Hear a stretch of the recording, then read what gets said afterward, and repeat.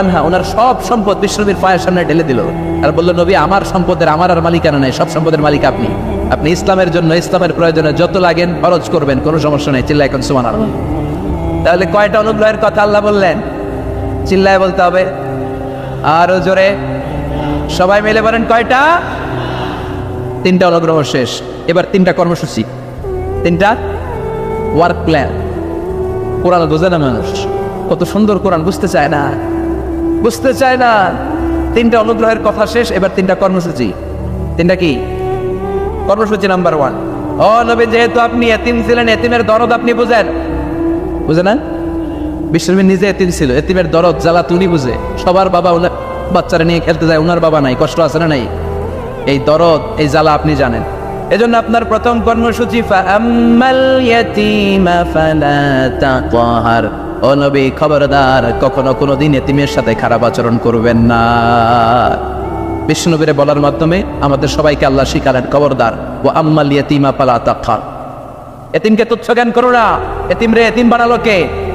তোমার বাবা মাকে বাঁচিয়ে রাখলো কে? তুমিও সমাজের এতিম হিসেবে আল্লাহ রাসূল যা বলেছে এটাই ফাইনাল। খবরদার, আল্লাহ এবং আল্লাহ রাসূলের দেয়া কোনো বিধানকে টপকে যেও না। Don't try to be over smart, বেশি স্মার্ট হতে যেও না। যতটুকু ইসলাম দিয়েছে ওইটার মধ্যেই থাকো। ইসলামের চেয়ে বেশি স্মার্ট কোনো কিছু হতে পারে? ইসলামের চাইতে কোনো কিছু বেশি মডার্ন হতে পারে? আল্লাহর দেয়া, আল্লাহ রাসূলের দেয়া কোনো আইনের চেয়ে কোনো স্মার্ট আইন পৃথিবীবাসী বানাতে পারে? এজন্য আল্লাহ বললেন, ওয়ামা কানা লিমুমিনিন ওয়ালা মুমিনাতিন ইযা কাদাল্লাহু ওয়া রাসূলুহু আমরান আন ইয়াকুনা লাহুমুল খিয়ারাতু মিন আমরিহিম। আল্লাহর রাসূলের বিধান যখন জানা হয়ে যায়, কোনো মুমিন বান্দা বান্দি তাদের আর নিজেদের পক্ষ থেকে কোনো অপশন থাকে না, কোনো চয়েস নাই। আমার আল্লাহ বলেছে 5 ওয়াক্ত নামাজ জামাতের সাথে পড়ো, এর উপরে আমাদের কোনো কথা আছে নাকি? আল্লাহ নারীদেরকে বললেন হিজাব করে রাস্তায় বের হও, এর উপরে কোনো কথা আছে নাকি? আল্লাহ বললেন সমাজের ফিনান্সিয়াল ট্রানজাকশন গুলো ব্যবসার মাধ্যমে হবে, কোনো সুদের কারবার চলবে না, এর উপরে মুমিনদের কোনো কথা আছে নাকি? আল্লাহ রাসূল যেটা বলেছে ওইটাই ফাইনাল, ওইটাই সবচেয়ে শ্রেষ্ঠ। খেয়াল রাখবেন, এর চেয়ে বেশি শ্রেষ্ঠ হতে পারে? এক সাহাবী বললেন আমি সারা রাত তাহাজ্জুদ পড়ব, ঘুমাবো না। এক সাহাবী বলল আমি আর স্ত্রীদের কাছে যাব না। আরেক সাহাবী বলল সারা বছর আমি রোজা রাখবো, আমি কোনোদিন রোজা ভাঙবো না। আল্লাহ রাসূল সাল্লাল্লাহু আলাইহি ওয়াসাল্লাম রেগে গেলেন, কারণ আল্লাহ রাসূল সাল্লাল্লাহু আলাইহি ওয়াসাল্লাম কি এগুলো শিখাইছেন আমাদেরকে? সারা রাত তাহাজ্জুদ এগুলো শিখাইছে? সারা বছর রোজা শিখাইছে? স্ত্রীদের থেকে আলাদা দূরে দূরে থাকা এগুলো শিখাইছে? রাসূল সাল্লাল্লাহু আলাইহি ওয়াসাল্লাম রেগে গেলেন। দেখেন what a check and balance, ইসলাম কতটা ভারসাম্যপূর্ণ জীবন ব্যবস্থা। আল্লাহ রাসূল সাল্লাল্লাহু আলাইহি ওয়াসাল্লাম ডেকে বলেন, কার এত সাহস যে বলেছে সারা রাত তাহাজ্জুদ পড়বে? কই, আমি নবী তো সারা রাত তাহাজ্জুদ পড়ি না, আমি নবী তো তাহাজ্জুদ পড়ি আবার ঘুমাই, তো আমি ঘুমাইয়া আল্লাহর এত বড় প্রিয় বান্দা হতে পারি, তোমার সমস্যা কোথায়? আমি নবী হয়ে 11 জন স্ত্রীর সাথে মেলামেশা করতে পারি, তোমার মিশতে সমস্যা কোথায়?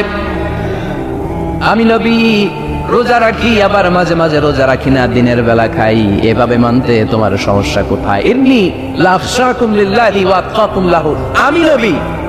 আমি নবী সবার চাইতে বেশি আল্লাহরে চিনি, আমার নবীর চাইতে আল্লাহরে বেশি কেউ চিনে?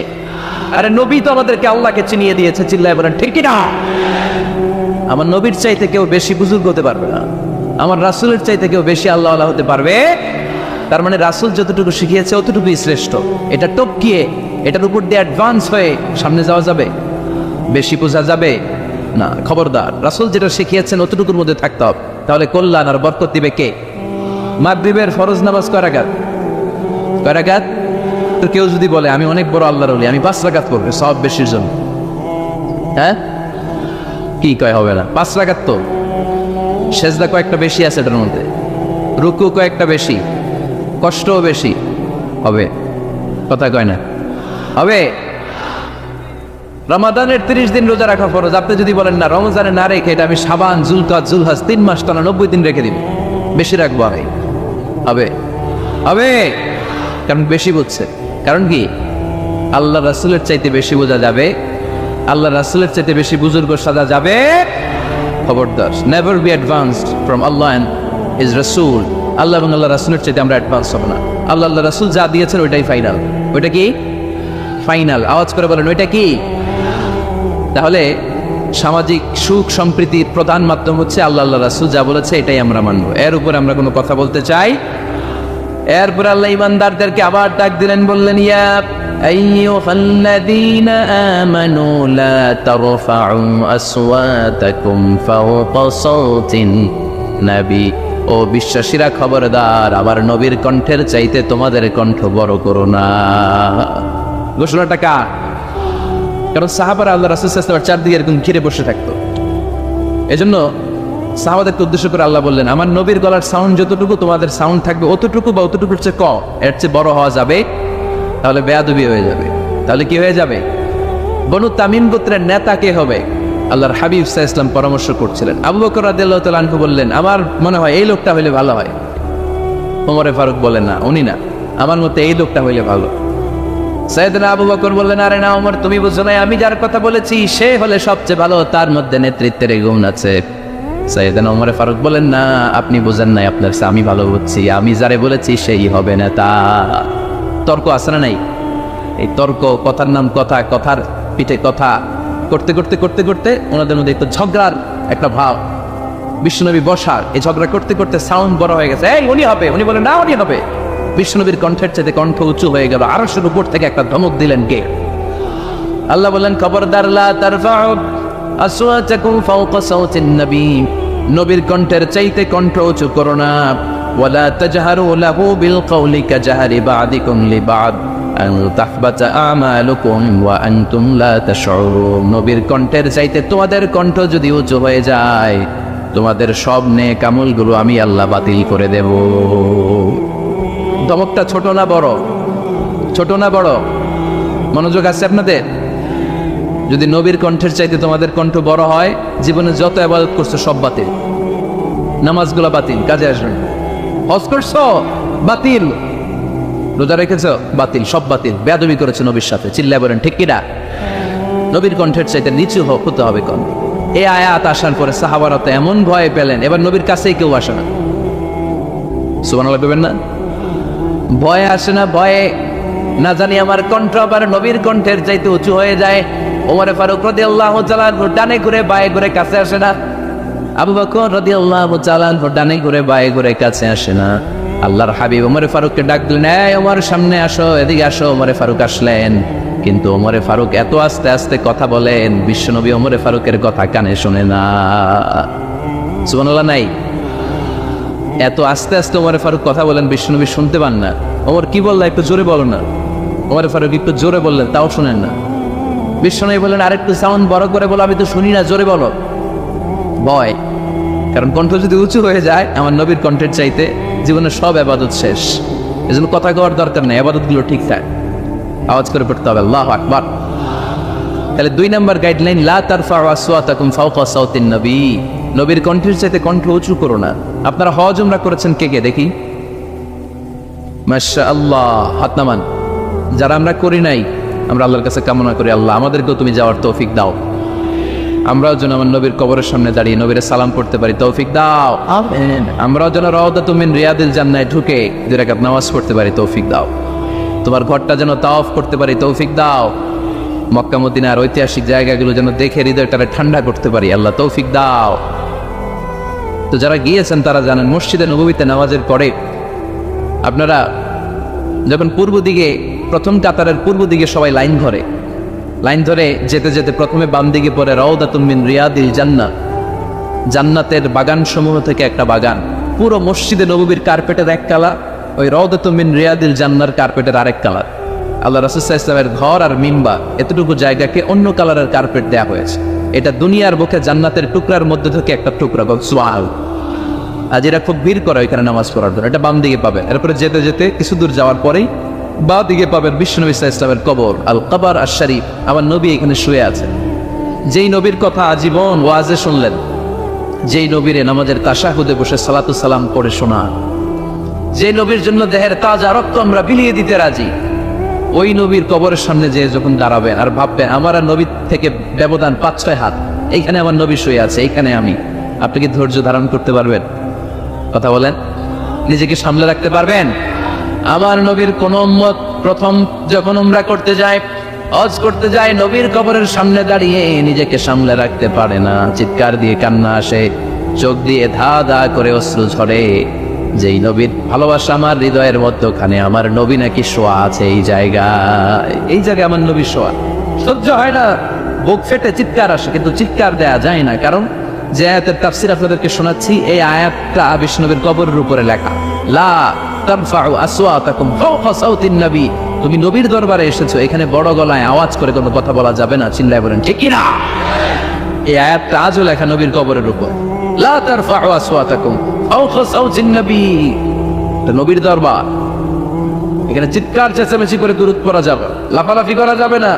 অত্র হবে আন্তরিকতার সাথে, বিনয়ের সাথে নবীরে সালাম দিতে হবে। সুবহানাল্লাহ পড়েন। আল্লাহ রাসূল সাল্লাল্লাহু আলাইহি ওয়াসাল্লাম আমাদের থেকে বিদায় নিলেন, কিন্তু এই আয়াতের হুকুম আজও আছে না নাই? অনুরূপ ভাবে যারা আমাদের উস্তাজ, মা বাবা, আধ্যাত্মিক নেতা, ধর্মীয় গুরু, ইসলামী আন্দোলনের নেতা, তাদের সামনেও উচ্চবাচ্য করে আওয়াজ করা যাবে, তাদের সাথে ভদ্র ভাষায় কথা বলার দরকার আছে না নাই? তাহলে দুইটা গাইডলাইন আমরা পেলাম। প্রথম গাইডলাইন হচ্ছে আল্লাহ রাসূল যা বলেছে এটাই ফাইনাল। এটাই কি? কথা বোঝে নাই? আল্লাহ রাসূল যা দিয়েছে সেটা কি ফাইনাল। আর 2 নাম্বার হচ্ছে নবীর কণ্ঠের চাইতে কণ্ঠ উঁচু করা যাবে না। 3 নম্বরে আল্লাহ মুমিনদেরকে আবার ডাক দিলেন, বললেন ইয়া আইয়ুহাল্লাযীনা আমানু ইন জাআকুম ফাসিকুম বিনাবাইন ফাতাবায়ানু, কেউ যদি তোমাদের কাছে কোনো সংবাদ নিয়ে আসে, সংবাদটা বিশ্বাস করার আগে যাচাই করে নাও। আদেশটা কার? জোরে বলেন। আমরা কিছু শুনলেই বিশ্বাস করি, এরকম আছে না নাই? যা শুনে তাই বিশ্বাস করে, এরকম করা যাবে? তো কি করবেন তাইলে? হ্যাঁ, কি করতে হবে? ঠিক না বেঠিক? হ্যাঁ, ঘটনাটা ঠিক না বেঠিক, এটা আমাদেরকে যাচাই করতে হবে। You have to justify the news, you have to verify the report, whatever you found in social media or Facebook, don't share. Think twice before you share, man. Share করার আগে 2 বার ভাববেন যে শেয়ার করবো কি করবো না। একটা কিছু পাইলে শেয়ার মেরে দেয়, সে দিচ্ছে শেয়ার, তার বন্ধু দেয় শেয়ার, পুরা ফেসবুকের মধ্যে বাড়াবাড়ি। আছে না নাই? আসলে এরকম কিছু ঘটেই নাই, আছে না নাই? খবরদার, আমরা খুব খুব বেশি পছন্দ করি রুমর, গুজব ছড়ানোর জন্য বাংলাদেশের পৃথিবীতে 1 নাম্বার। আমাদের চেয়ে কেউ বেশি গুজব ছড়াতে পারে? আমরা কি গুজব মানব? গুজব এটারে আজকে আমরা নো বলে দিব। নো। কি বলবেন? এত আস্তে? গুজবকে আমরা কি বলবো? নো। গুজবে কান দিবেন না।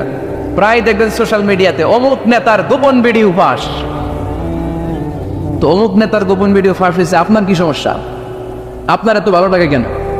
আপনার ভিডিও তো কয়েকদিন পরে ফাঁস হবে, তখন আপনি কি করবেন? এই সমস্ত আজে বাজে কাজে যাবেন। অমুক নেতার কি ফাঁস হয়েছে, কি গোপন ভিডিও, কি স্ক্যান্ডাল, এগুলো নিয়ে কখনো মুমিনদের মাথা ব্যথা থাকতে পারে? মুমিন চাইলেই যে কোনো জিনিস শেয়ার দিতে পারে না। আপনি লা ইলাহা পড়েছেন, এই লা ইলাহা যেন তেন কোনো বাণী নয়। এই লা ইলাহার ঘোষণা দিয়ে যে মুমিন হয়, তার হাতগুলো আল্লাহর কাছে একেবারে সারেন্ডার, তার জিহ্বাটা সারেন্ডার, তার চোখগুলো সারেন্ডার, তার কানগুলো সারেন্ডার। সে চাইলেই মন যা চায় তা করতে পারে না, ঠিক কি না? আপনার কান দিয়ে যা শুনতে মন চায় শুনতে পারবেন? কেন পারেন না? কারণ আপনি মুমিন, ঠিক কি না? চোখ দিয়ে যা দেখতে মন চায় দেখা যায়। যেন কানে শুনি সদা তোমার কালাম, এ খোদা চোখে যেন দেখি শুধু কোরআনের আয়াত। শোনো আমার মুনাজাত, শোনো শোনো ইয়া ইলাহি আমার মুনাজাত, শোনো আমার মুনাজাত। পড়েন আমিন। তাহলে ফাতাবায়ানু, নিউজ একটা শুনলেই আমরা শেয়ার দিব না ভাই, আমরা একটু চেক করব, ক্রস চেক, ডাবল চেক, নির্ভরযোগ্য তথ্যসূত্র তালাশ করব যে আসলে এই ঘটনাটা ঘটছে কিনা। 100% যখন আপনি confirm, then you may share in Facebook, that's not a big deal. দেন শেয়ার দেন, জনসচেতনতার জন্য শেয়ার দেন, সমস্যা নাই। কিন্তু না জেনে শেয়ার দেওয়া যাবে? কথা বলেন। আল্লাহ রাসূল সাল্লাল্লাহু আলাইহি ওয়াসাল্লামের জীবনে এরকম একটা ঘটনা ঘটেছিল। হারিস বিন মিরার রাদিয়াল্লাহু তাআলা আনহু বনুল মুস্তালিকের যুদ্ধে জেতার পরে হারিস বিন মিরারকে বিশ্বনবী দায়িত্ব দিলেন যে হারিস বিন মিরার, তুমি এই এলাকার নেতা, কি করতে হবে আমাদের? বিশ্বনবী বললেন নামাজ পড়বা, রমাদানের রোজা রাখবা, যাকাত আদায় করবা। মেরার বলে তাহলে যাকাত নেন? বিশ্বনবী বললেন না, 1 বছর পূর্ণ হওয়ার পরে যাকাত দিতে হয়। যাকাত কয় বছর পর পর?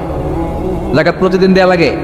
হালানিল হাউল, 1 বছর যখন হবে আমি আমার সাহাবী পাঠাবো মদিনা থেকে, তখন দিয়ে দিও। বিশ্বনবী চলে গেলেন। 1 বছর পরে এক সাহাবীকে রেডি করলেন, যাকাতের সম্পদ নিয়ে আসো বনুল মুস্তালিকের পক্ষ থেকে। ওই সাহাবীর নাম হচ্ছে আল ওয়ালিদ ইবনে উকবা। বিশ্বনবী ডেকে বললেন, ওয়ালিদ যাও, 1 বছর সময় অতিক্রান্ত হয়েছে, বনুল মুস্তালিকের লোকদের যত যাকাতের সম্পদ জমা হয়েছে নিয়ে আসো। সাইয়েদনা ওয়ালিদ ইবনে উকবা যখন সম্পদ আনার জন্য বের হলেন, ওইদিকে বনুল মুস্তালিকের লোকেরা শুনতে পেল বিশ্বনবীর পাঠানো সাহাবী ওনাদের এলাকায় শুভাগমন করবে। ওই সাহাবীকে লাল গাড়িচার সংবর্ধনা দেওয়ার জন্য সেনাবাহিনী সহ পুরো এলাকা থেকে সব সৈন্যবাহিনী সহ তারা মরুভূমির মধ্যে এসে দাঁড়িয়ে রয়েছে। সুবহানাল্লাহ পড়েন। নবীর সাহাবীর আগমন হবে, নবীর সাহাবীর শুভাগমন। উনি এসে আমাদের এলাকার যাকাতের টাকা কালেকশন করে নিয়ে যাবে, ওনাকে সংবর্ধনা দিব। বের হও। তলোয়ার নিয়ে, ঘোড়া নিয়ে, গার্ড দিয়ে আমরা দাঁড়িয়ে থাকি। তো মরুভূমিতে সবাই দাঁড়ায় আছে। আল ওয়ালিদ ইবনে উকবা মদিনা থেকে বিশাল রাস্তা পাড়ি দিয়ে যখন বনুল মুস্তালিকের এলাকার কাছাকাছি দূর থেকে দেখে তলোয়ার নিয়ে লোকজন দাঁড়ায় আছে। কি নিয়ে দাঁড়ায় আছে? উনি ভাবছে আমারে মারার জন্য দাঁড়ায় আছে। উনি মনে মনে ভাবলেন, বিশ্বনবী পাঠালেন যাকাত নেয়ার জন্য, যাকাত পরে নিব, আগে জান সামলাই। কারণ এলাকার লোকেরা সব তলোয়ার নিয়ে সেনাবাহিনী সহ দাঁড়ানো। আসলে কথাটা কি ঠিক? মারার জন্য দাঁড়ায় আছে? কি জন্য? সম্মান দেওয়ার জন্য, ওয়েলকামিং রিসেপশন দেওয়ার জন্য। উনি ভাবলেন আমারে কচু কাটা করবো, এক কাজ করি, ওদিকে না যে অ্যাবাউট টার্ন উল্টা করি। যেই চিন্তা ওই কাজ। সাহাবী আল ওয়ালিদ ইবনে উকবা উল্টা করে গেলেন। মন্দ ধারণা নিয়ে ফিরে যেয়ে বিশ্বনবীরে বললেন, নবী আপনি আমার মায়ের খাওয়ার জন্য পাঠাইছিলেন, যাকাত আনার জন্য পাঠিয়েছেন, কিন্তু তারা যাকাত তো দিবেই না, আমারে হত্যার জন্য তলোয়ার নিয়ে দাঁড়িয়েছিল গো নবী। কথা কি সত্য? উনি ভুল বুঝতে পারছেন।